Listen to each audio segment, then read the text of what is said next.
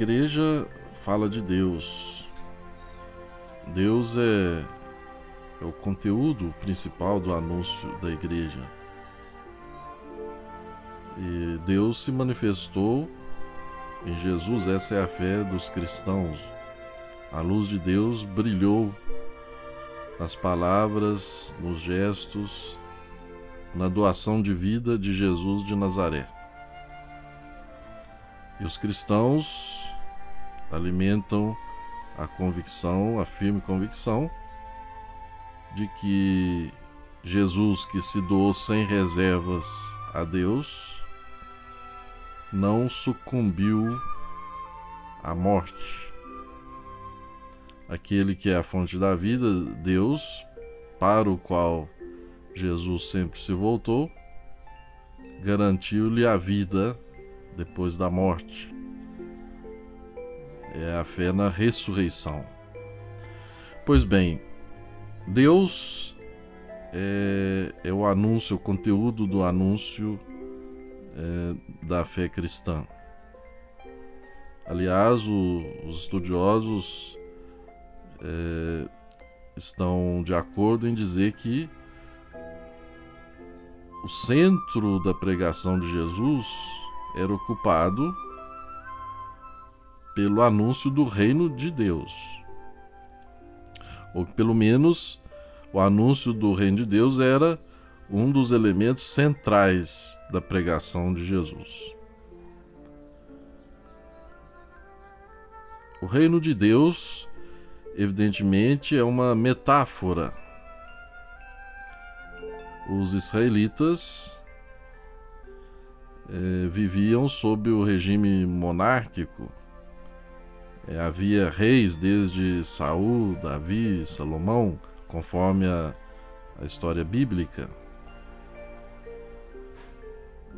Davi permaneceu na memória do povo, apesar de ter cometido grandes, graves pecados. Ele se mostrou humilde, se arrependeu, pediu perdão a Deus. O Salmo 50, 51, Salmo penitencial, muito belo, é atribuído a Davi. Senhor, tende piedade de mim, porque pequei contra vós. Davi ficou marcado. A presença de Davi ficou na memória do povo. Davi, como aquele que busca a Deus, aquele que se penitencia diante de Deus, aquele que tem um coração contrito, aquele que ama o povo, porque ama a Deus. Então Davi ficou sendo uma figura exemplar de rei. Mas a grande parte dos reis de Israel, a maioria, foram reis medíocres, reis infiéis, houve até reis idólatras.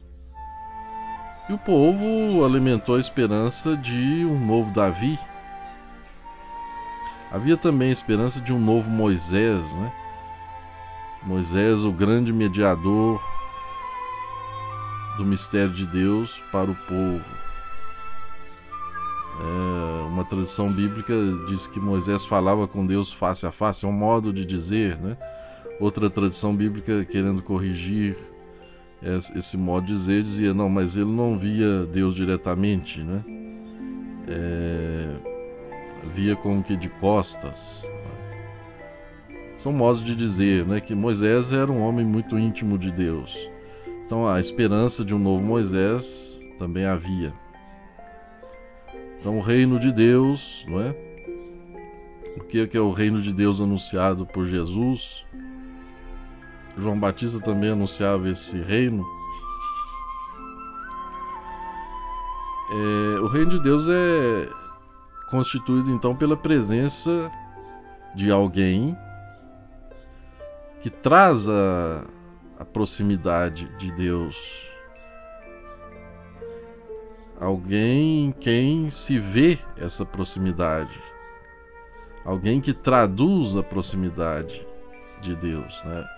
A palavra reino de Deus, uma metáfora, né, significa então a proximidade de Deus. O povo, de algum modo, viu essa proximidade representada no rei Davi, viu essa proximidade em Moisés e alimentava a esperança de uma nova proximidade, uma proximidade mais perfeita ainda, um novo Moisés, um novo Davi. Quem poderia ser então o mediador dessa proximidade? A proximidade de Deus é o agir de Deus no meio do seu povo, né? O povo experimenta o agir de Deus. Então, reino de Deus aponta para isso, né? Para a presença de Deus. A presença de Deus nos corações, a presença de Deus nas relações. Deus como pastor, porque o rei tem essa função de cuidar do povo, né? O rei é também pastor. O reino de Deus, então, não é simplesmente, não é um território, é uma metáfora, né? O reino de Deus é uma metáfora e não quer dizer, em primeiro lugar, um território, mas é uma atividade, né? Em primeiro lugar é isso, é uma atividade, a atividade de Deus de reinar. Quando Deus é experimentado reinando nos corações, nas relações, no povo, as pessoas, então nós temos o reino de Deus, né? O reinado de Deus, a atividade de Deus de reinar. É o reino de Deus. Então Jesus anuncia o reino de Deus, anuncia uma modalidade nova da presença de Deus, né? Ele, como o Filho, experimenta a presença de Deus de modo singular e procura traduzir essa presença de Deus para os outros, comunicar essa presença de Deus para os outros, nas suas atitudes, nas suas palavras, na sua doação de vida. Ele procura também despertar essa presença de Deus nos outros. É preciso que cada um de nós descubra essa presença, porque Deus está sempre agindo, né? Somos nós que, por causa de limitações, né, próprias da natureza humana, próprias da condição humana, não percebemos sempre essa presença, essa atividade de Deus. Então Jesus desperta a consciência para a atividade de Deus, para o reino de Deus. Então a igreja tem como grande missão anunciar Deus, anunciar o reino de Deus, anunciar a presença de Deus, anunciar a proximidade de Deus, anunciar a atividade de Deus de reinar. E quando Deus reina, nunca é para dominar pelo poder, né? O poder de Deus não é o poder da coerção, não é o poder que constringe, que força, é o poder do amor. Deus é onipotente e a sua onipotência se realiza na onipotência do amor. O amor pode tudo. O amor salva, o amor restaura, o amor cura, o amor liberta, o amor ilumina. Então essa é a missão da igreja, né? Anunciar esse reino, anunciar esse amor, o poder do amor, a onipotência do amor, para que os corações se abram a essa fonte poderosa de restauração, de cura, de elevação, de iluminação. A palavra Deus, né, é muito usada, não só pelo cristianismo, mas também por outras religiões. A palavra Deus tem a sua origem etimológica, né, no proto-indo-europeu, que significa, né, celeste, brilhante. A metáfora da luz, né, sempre está associada a Deus. Deus é luz, o Novo Testamento diz, né? Deus é luz.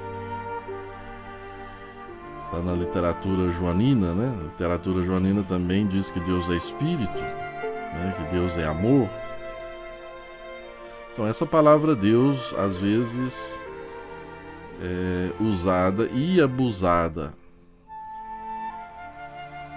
Então a palavra Deus sofre um certo desgaste. Por quê? Porque se usa Deus para justificar muitas coisas que não são amorosas, que não são luminosas. Usa-se a palavra Deus para justificar, muitas vezes, visões muito estreitas. Até guerras são justificadas, foram justificadas pela palavra Deus. A palavra Deus foi usada para dominar. A palavra Deus foi usada para oprimir, para fazer violência. Então é preciso que a gente purifique essa palavra Deus. Não podemos deixar de usar a palavra Deus. É uma palavra muito importante, mas é preciso que ela seja sempre purificada. Que a imagem que nós temos de Deus precisa ser sempre purificada. Deus está para além da imagem que nós temos dele. A imagem é necessária, né? Nós temos que ter uma ideia, né, de Deus, temos que formar uma imagem, poderíamos dizer assim. Aqui eu não estou falando em termos rigorosamente filosóficos, porque existe distinção entre ideia e imagem, né? Mas estou falando usando a linguagem comum, coloquial, né? Então a imagem que nós temos de Deus, né? Quando nós éramos crianças, adolescentes, tínhamos uma imagem. Depois, com o tempo, com o amadurecimento, nós vamos mudando essa imagem, vamos purificando essa imagem. É assim que deve acontecer, né? O importante é saber que a palavra de Deus está apontando para o ser absoluto, que está para além de toda representação, para além de toda ideia finita. A palavra de Deus está apontando para o amor absoluto, que está para além de toda representação, para além de toda ideia, para além de toda palavra finita. A palavra de Deus está representando, está indicando a luz, a alegria inefável, que está para além de toda representação.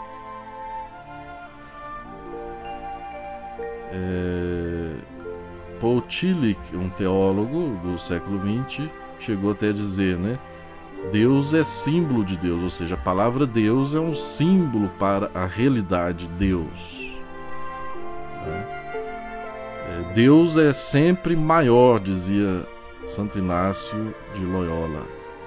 Deus sempre maior, ou seja, Deus está sempre além, né? E esse Deus infinito que vai nos atraindo, vai fazendo com que nós nos superemos, fazendo com que nós nos ultrapassemos. Ser humano é isso, é ultrapassar-se. E quem possibilita a nossa ultrapassagem, o nosso contínuo ir além de nós mesmos, é Deus, é o infinito real, né? É aquele que nos atrai. Então a missão da igreja é anunciar Deus, é anunciar o reino de Deus. Jesus anunciou o reino de Deus, a proximidade de Deus, a força transformadora de Deus. É preciso então que em oração entremos em comunhão com Deus, que está para além de toda a representação nossa, né? Há muitos relatos dos místicos, né, que falam dessa transcendência de Deus, mas essa transcendência de Deus não é, vamos dizer assim, não significa distância de Deus. Deus está presente sempre. Ele está mais presente a nós do que nós mesmos estamos presentes a nós. Ele é a raiz, né? É o fundamento do nosso ser, é a causa do nosso ser, a causa de todo o nosso ser. Deus é mais íntimo a mim do que a minha própria intimidade, dizia o grande Santo Agostinho. Então Deus está sempre presente, é transcendente, mas é também imanente. É infinitamente maior do que nós, mas nos abraça a todos, nos conduz, nos cria constantemente. Deus não só nos criou no passado, no início temporal do nosso ser, mas continua nos criando constantemente, dando-nos o ser. Ele está presente. É preciso descobrir, redescobrir essa presença, anunciar o reino de Deus, a proximidade de Deus.